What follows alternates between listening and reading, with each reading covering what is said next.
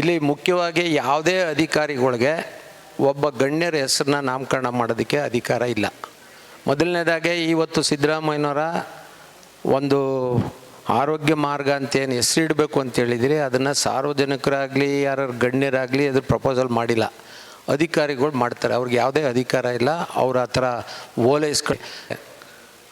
ಮುಖ್ಯಮಂತ್ರಿಗಳು ಓಲೈಸ್ಕೊಳ್ಳೋಕ್ಕೆ, ಮುಖ್ಯಮಂತ್ರಿ ಮತ್ತು ಸಂಬಂಧಪಟ್ಟವ್ರು ಓಲೈಸ್ಕೊಳ್ಳೋಕ್ಕೆ ಈ ರೀತಿ ಅಧಿಕಾರಿಗಳು ಮಾಡಿ ಈ ಮೈಸೂರು ನಗರ ಸಾಂಸ್ಕೃತಿಕ ನಗರದಲ್ಲಿ ಜನರಲ್ಲಿ ಗೊಂದಲ ನಿರ್ಮಾಣ ಮಾಡ್ತಾ ಇರೋದು ನಿಜಕ್ಕೂ ನನಗೆ ಬೇಸರ ಆಗಿ ಈ ಬಗ್ಗೆ ನಾನು ಸ್ಪಷ್ಟೀಕರಣ ಕೊಡ್ತಾಯಿದ್ದೀನಿ. ಇಲ್ಲಿ ಮುಖ್ಯವಾಗಿ ಯಾವುದೇ ಅಧಿಕಾರಿಗಳಿಗೆ ಒಬ್ಬ ಗಣ್ಯರ ಹೆಸರನ್ನ ನಾಮಕರಣ ಮಾಡೋದಕ್ಕೆ ಅಧಿಕಾರ ಇಲ್ಲ. ಮೊದಲನೇದಾಗಿ ಇವತ್ತು ಸಿದ್ದರಾಮಯ್ಯನವರ ಒಂದು ಆರೋಗ್ಯ ಮಾರ್ಗ ಅಂತೇನು ಹೆಸರಿಡಬೇಕು ಅಂತೇಳಿದಿರಿ, ಅದನ್ನು ಸಾರ್ವಜನಿಕರಾಗಲಿ ಯಾರು ಗಣ್ಯರಾಗಲಿ ಅದ್ರ ಪ್ರಪೋಸಲ್ ಮಾಡಿಲ್ಲ, ಅಧಿಕಾರಿಗಳು ಮಾಡ್ತಾರೆ. ಅವ್ರಿಗೆ ಯಾವುದೇ ಅಧಿಕಾರ ಇಲ್ಲ. ಅವ್ರ ಆ ಥರ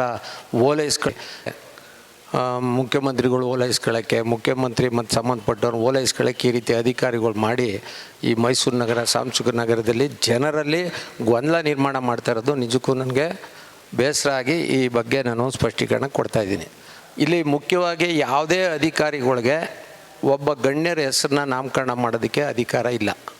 ಮೊದಲನೇದಾಗಿ ಇವತ್ತು ಸಿದ್ದರಾಮಯ್ಯನವರ ಒಂದು ಆರೋಗ್ಯ ಮಾರ್ಗ ಅಂತೇನು ಹೆಸರಿಡಬೇಕು ಅಂತೇಳಿದಿರಿ, ಅದನ್ನು ಸಾರ್ವಜನಿಕರಾಗಲಿ ಯಾರು ಗಣ್ಯರಾಗಲಿ ಅದ್ರ ಪ್ರಪೋಸಲ್ ಮಾಡಿಲ್ಲ, ಅಧಿಕಾರಿಗಳು ಮಾಡ್ತಾರೆ. ಅವ್ರಿಗೆ ಯಾವುದೇ ಅಧಿಕಾರ ಇಲ್ಲ. ಅವ್ರ ಆ ಥರ ಮುಖ್ಯಮಂತ್ರಿಗಳು ಓಲೈಸ್ಕೊಳ್ಳೋಕ್ಕೆ, ಮುಖ್ಯಮಂತ್ರಿ ಮತ್ತು ಸಂಬಂಧಪಟ್ಟವ್ರು ಓಲೈಸ್ಕೊಳ್ಳೋಕ್ಕೆ ಈ ರೀತಿ ಅಧಿಕಾರಿಗಳು ಮಾಡಿ ಈ ಮೈಸೂರು ನಗರ ಸಾಂಸ್ಕೃತಿಕ ನಗರದಲ್ಲಿ ಜನರಲ್ಲಿ ಗೊಂದಲ ನಿರ್ಮಾಣ ಮಾಡ್ತಾ ಇರೋದು ನಿಜಕ್ಕೂ ನನಗೆ ಬೇಸರ ಆಗಿ ಈ ಬಗ್ಗೆ ನಾನು ಸ್ಪಷ್ಟೀಕರಣ ಕೊಡ್ತಾಯಿದ್ದೀನಿ.